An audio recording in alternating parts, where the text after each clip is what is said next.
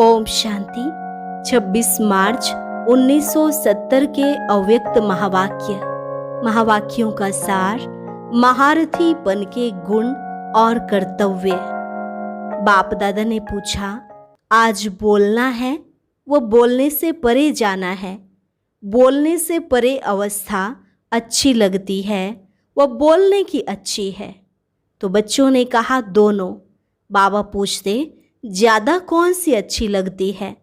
बोलते हुए भी बोलने से परे की स्थिति हो सकती है, दोनों का साथ हो सकता है।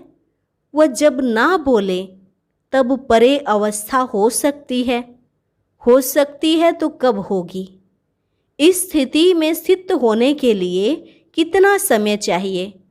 अब हो सकती है, कुछ मास व कुछ वर्ष चाहिए।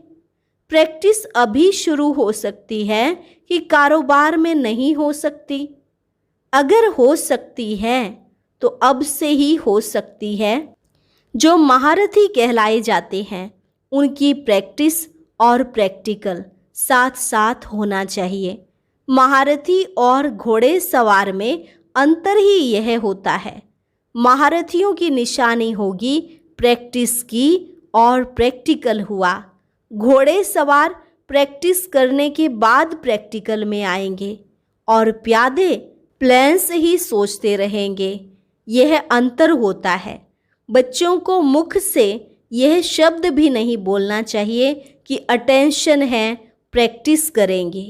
अभी वह स्थिति भी पार हो गई। अभी तो जो संकल्प हो वह कर्म हो। संकल्प और कर्म में अंतर नहीं होना चाहिए। वह बचपन की बातें हैं। संकल्प करना, प्लान्स बनाना, फिर उस पर चलना, अब वह दिन नहीं। अब पढ़ाई कहाँ तक पहुँची है? अब तो अंतिम स्टेज पर है। महारथीपन के क्या गुण और कर्तव्य होते हैं, इसको भी ध्यान देना है। आज वही सुनाने और अंतिम स्थिति के स्वरूप का साक्षात्कार कराने आए हैं। सर्विसेबल क्या कर सकते हैं, क्या नहीं कर सकते हैं, क्या कह सकते हैं, क्या नहीं कह सकते हैं। अब से धारणा करने से ही अंतिम मूर्त बनेंगे। साकार सबूत देखा ना? प्रैक्टिस और प्रैक्टिकल एक समान था कि अलग अलग था? जो सोच वही कर्म था। बच्चों का कर्तव्य ही है फॉलो करना। पाँव के ऊपर पाँव, फुल स्टेप लेने का अर्थ ही है पाँव पर पाँव। जैसे कि वैसे फॉलो करेंगे। वह स्टेज कब आवेगी? महारथियों के मुख से कब शब्द भी नहीं निकलेगा। कब करेंगे व अब करेंगे। कब शब्द शोभता नहीं है। कब शब्द ही कमजोरी सिद्ध करता है। एक होता है करके ही दिखाएंगे, एक होता है हाँ करेंगे, सोचेंगे। हिम्मत है लेकिन फेथ नहीं। फेथफुल के बोल ऐसे नहीं होते। फेथफुल का अर्थ ही है निश्चय बुद्धि। मन, वचन, कर्म, हर बात में निश्चय बुद्धि। सिर्फ ज्ञान और बाप का परिचय, इतने तक निश्चय बुद्धि नहीं, लेकिन उनका संकल्प भी निश्चय बुद्धि, वाणी में भी निश्चय। कभी भी कोई बोल हिम्मतहीन का नहीं, उसको कहा जाता है महारथी। महारथी का अर्थ ही है महान। आपस में क्या क्या प्लान बनाया है? ऐसा प्लान बनाया जो इस प्लान से नई दुनिया का प्लान प्रैक्टिकल में हो जाए। नई दुनिया का प्लान प्रैक्टिकल में आना अर्थात पुरानी दुनिया की कोई भी बात फिर से प्रैक्टिकल में ना आए। सब लोग कहते हैं, फिर कोई मन में कहते हैं, कोई मुख से कहते हैं कि प्लान्स तो बहुत बनते हैं, अब प्रैक्टिकल में देखें। लेकिन यह संकल्प भी सदा के लिए मिटाना, यह महारथी का काम है। सभी की नज़र अभी मधुबन में विशेष मुख्य रत्नों पर है, तो उस नज़र में ऐसे दिखाना है जो उनकी नज़र आप लोगों की बदली हुई नज़रों को ही देखें। तो अब वह पुरानी नज़र नहीं, पुरानी वृत्ति नहीं, अब अंतिम नगाड़ा बजेगा। यह संगठन कॉमन नहीं है, यह संगठन कमाल का है। इस संगठन से ऐसा स्वरूप बनकर निकलना है जो सभी को साक्षात बाप दादा के ही बोल महसूस हो। बाप दादा के संस्कार सभी के संस्कारों में देखने में आए, अपने संस्कार नहीं। सभी संस्कारों को मिटाकर कौन से संस्कार भरने हैं? बाप दादा के। तो सभी को साक्षात्कार हो कि यह साक्षात बाप दादा बनकर ही निकले हैं। ऐसा सभी को कराना है। कोई भी पुराना संकल्प व संस्कार सामने आए ही नहीं। पहले यह भेंट करो कि यह बाप दादा के संस्कार हैं। अगर बाप दादा के संस्कार नहीं तो उन संस्कारों को टच भी नहीं करो। बुद्धि में संकल्प रूप से भी टच ना हो। जैसे क्रिमिनल चीज को टच नहीं करते हो, वैसे ही अगर बाप दादा के समान संस्कार नहीं है तो उन संस्कारों को भी टच नहीं करना।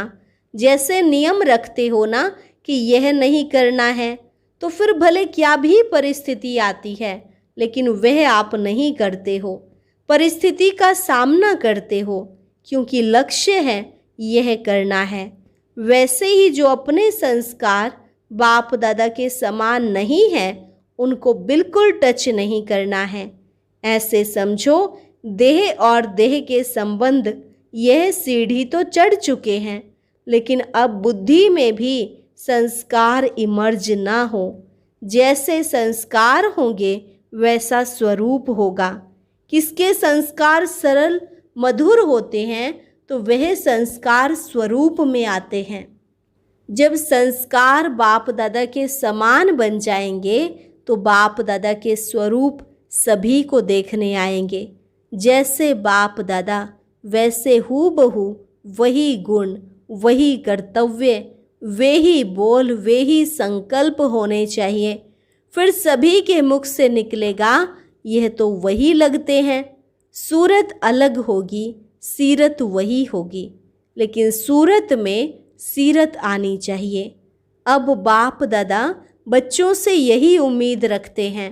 सभी हैं ही स्नेही सफलता के सितारे, पुरुषार्थी सितारे। सर्विसेबल बच्चों का पुरुषार्थ सफलता सहित होता है। निमित्त पुरुषार्थ करेंगे लेकिन सफलता है ही है। अब समझा क्या करना है? जो सोचेंगे, जो कहेंगे वही करेंगे। जब ऐसे शब्द सुनते हैं कि सोचेंगे, देखेंगे, विचार तो ऐसा है, तो हंसते हैं। अब तक यह क्यों? अब यह बातें ऐसी लगती हैं जैसे बुजुर्ग होने के बाद कोई गुड़ियों का खेल करे तो क्या लगता है। तो बाप दादा भी मुस्कुराते हैं। बुजुर्ग होते भी कभी कभी बचपन का खेल करने में लग जाते हैं। गुड़ियों का खेल क्या होता है मालूम है? सारे जीवन उनकी बना देते हैं। छोटे से बड़ा करते, फिर स्वयंवर करते। वैसे बच्चे भी कई बातों की, संकल्पों की रचना करते हैं, फिर उसकी पालना करते हैं, फिर उनको बड़ा करते हैं, फिर उनसे खुद ही तंग होते हैं। तो यह गुड़ियों का खेल नहीं हुआ? खुद ही अपने से आश्चर्य भी खाते हैं। अब ऐसी रचना नहीं रचनी है। बाप दादा व्यर्थ रचना नहीं रचते हैं और बच्चे फिर व्यर्थ रचना रचकर फिर उनसे हटने और मिटने का पुरुषार्थ करते हैं।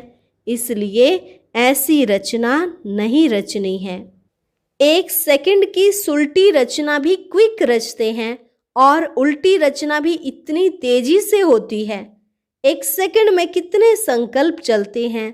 रचना रचकर फिर उसमें समय देकर फिर उनको खत्म करने के लिए प्रयत्न करने की आवश्यकता ही क्या है।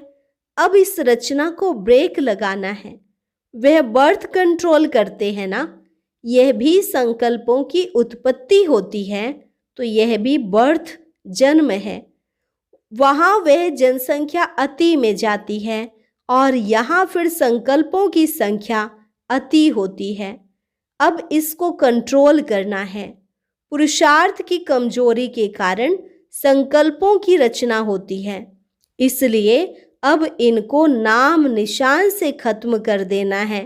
पुरानी बातें, पुराने संस्कार, ऐसे अनुभव हो जैसे कि ना मालूम कब की पुरानी बात है। ऐसे नाम निशान खत्म हो जाए। अब भाषा बदलनी है। कोई ऐसे बोल अब तक निकलते हैं जो संपूर्णता की स्टेज अनुसार नहीं है। इसलिए अब से संकल्प ही वही करना है, बोल भी वही, कर्म भी वही करना है। इस भट्ठी के बाद सभी की सूरत में संपूर्णता की झलक देखने में आए। जब आप लोग अभी से संपूर्णता को समीप लाएंगे तब नंबरवार और भी समीप ला सकेंगे। अगर आप लोग भी अंत में लाएंगे तो दूसरे क्या करेंगे?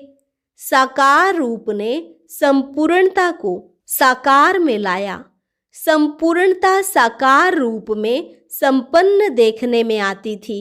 संपूर्ण और साकार अलग देखने में आता था। वैसे ही आपका साकार स्वरूप अलग देखने में नहीं आए। साकार रूप में मुख्य गुण क्या स्पष्ट देखने में आए? जिस गुण से संपूर्णता समीप देखने में आती थी, वह क्या गुण था? जिस गुण को सभी कहते थे कि साकार होते भी अव्यक्त अनुभव होता है, वह क्या गुण था? हर एक ने सुनाया। सभी बातों का रहस्य तो एक ही है, लेकिन इस स्थिति को कहा जाता है उपराम। अपनी देह से भी उपराम, उपराम और दृष्टा। जो साक्षी बनते हैं उनका ही दृष्टांत देने में आता है। तो साक्षी दृष्टा का सबूत और दृष्टांत के रूप में सामने रखना है। एक तो अपनी बुद्धि से उपराम, संस्कारों से भी उपराम। मेरे संस्कार हैं, इस मेरेपन से भी उपराम। मैं यह समझती हूँ, इस मैंपन से भी उपराम। मैं तो यह समझती हूँ नहीं, लेकिन समझो बाप दादा की यही श्रीमत है। जब ज्ञान की बुद्धि के बाद मैंपन आता है तो वह मैंपन भी नुकसान करता है। एक तो मैं शरीर हूँ, यह छोड़ना है। दूसरा, मैं समझती हूँ, मैं ज्ञानी तू आत्मा हूँ, मैं बुद्धिमान हूँ, यह मैंपन भी मिटाना है। जहाँ मैं शब्द आता है वहाँ बाप दादा याद आए। जहाँ मेरी समझ आती है वहाँ श्रीमत याद आए। एक तो मैंपन मिटाना है, दूसरा मेरापन, वह भी गिराता है। यह मैं और मेरा, तुम और तेरा, यह चार शब्द जो हैं, इनको मिटाना है। इन चार शब्दों ने ही संपूर्णता से दूर किया है। इन चार शब्दों को संपूर्ण मिटाना है। साकार के अंतिम बोल चेक किए। हर बात में क्या सुना? बाबा बाबा। सर्विस में सफलता ना होने की करेक्शन भी कौन सी बात में थी?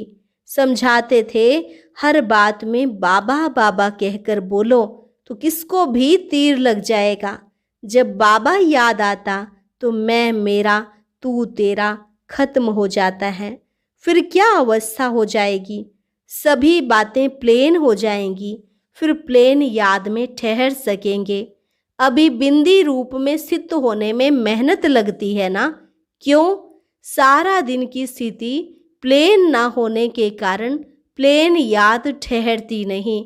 कहाँ न कहाँ मैंपन, मेरापन, तू तेरा आ जाता है। शुरू में सुनाया था ना कि सोने की जंजीर भी कम नहीं है। वह जंजीर अपनी तरफ खींचती है। हर एक अपने को चेक करें। बिल्कुल उपराम बुद्धि, बिल्कुल प्लेन। अगर रास्ता क्लियर होता है तो पहुंचने में कितना टाइम लगता है? उसी रास्ते में रुकावट है तो पहुंचने में टाइम लग जाता है। रुकावट है तब प्लेन याद में भी रुकावट है। अब इसको मिटाना है। जब आप करेंगे, आपको देखकर सभी करेंगे। नंबरवार स्टेज पर पहुंचना है। आप लोग पहुंचेंगे तब दूसरे पहुंचेंगे। इतनी जिम्मेवारी है। संकल्प में, वाणी में, कर्म में व संबंध में वो सर्विस में अगर कोई भी हद रह जाती है तो वह बाउंड्रीज जो हैं वह बॉन्डेज में बांध देती हैं। बेहद की स्थिति में होने से ही बेहद के रूप में सिद्ध हो जाएंगे। अब जो कुछ खाद है उनको मिटाना है। खाद को मिटाने के लिए ये भट्ठी है।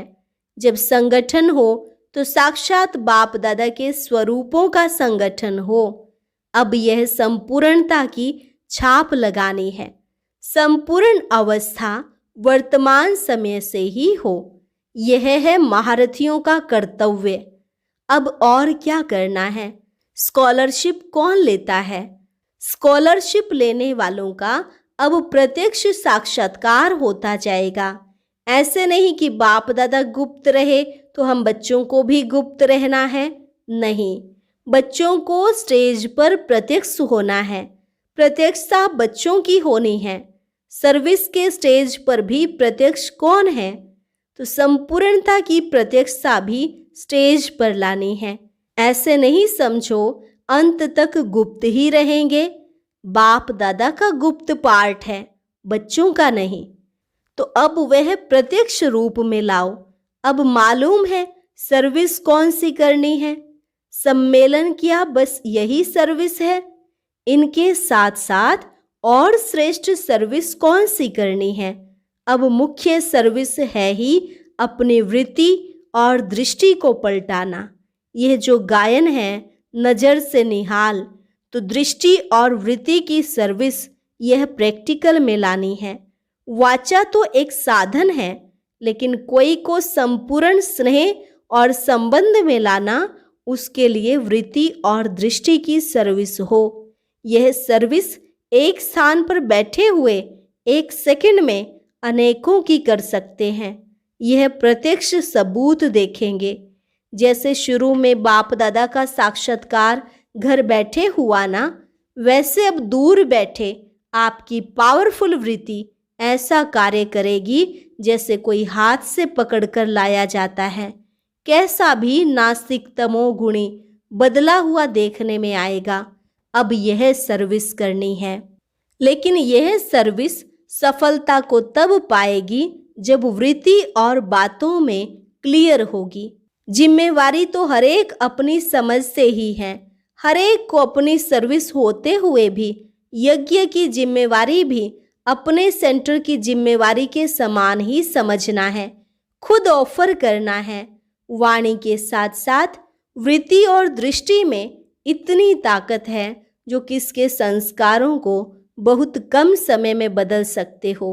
वाणी के साथ वृत्ति और दृष्टि नहीं मिलती तो सफलता होती ही नहीं। मुख्य यह सर्विस है। अभी से ही बेहद की सर्विस पर बेहद की आत्माओं को आकर्षित करना है। जिस सर्विस को आप सर्विस समझते हो प्रजा बनाने की, वे तो आपकी प्रजा के भी प्रजा खुद बनने हैं। वे तो प्रदर्शनियों में बन रहे हैं। अभी तो आप लोगों को बेहद में अपना सुख देना है, तब सारा विश्व आपको सुखदाता मानेगा। विश्व महाराजन को विश्व का दाता कहते हैं ना, तो अब आप भी सभी को सुख देंगे, तब सभी तुमको सुखदाता मानेंगे। सुख देंगे तब तो मानेंगे। इसलिए अब आगे बढ़ना है। एक सेकंड में अनेकों की सर्विस कर सकते हो। कोई भी बात में फील करना फेल होने की निशानी है। कोई भी बात में फील होता है, कोई के संस्कारों में संपर्क में, कोई की सर्विस में फील किया, माना फेल। वह फिर फेल का जमा होता है। जैसे आजकल का रिवाज है, 3-3 मास में परीक्षा होती है। उसके लिए फेल व पास के नंबर फाइनल में मिलाते हैं। जो बार बार फेल होता है वे फाइनल में फेल हो पड़ते हैं। इसलिए बिल्कुल फ्लोलेस बनना है। जब फ्लोलेस बने तब समझो फुल पास। कोई भी फ्लो होगा तो फुल पास नहीं होंगे। अच्छा, शांति। और अभी यह एक प्रेरणादायक वीडियो भी जरूर देखें।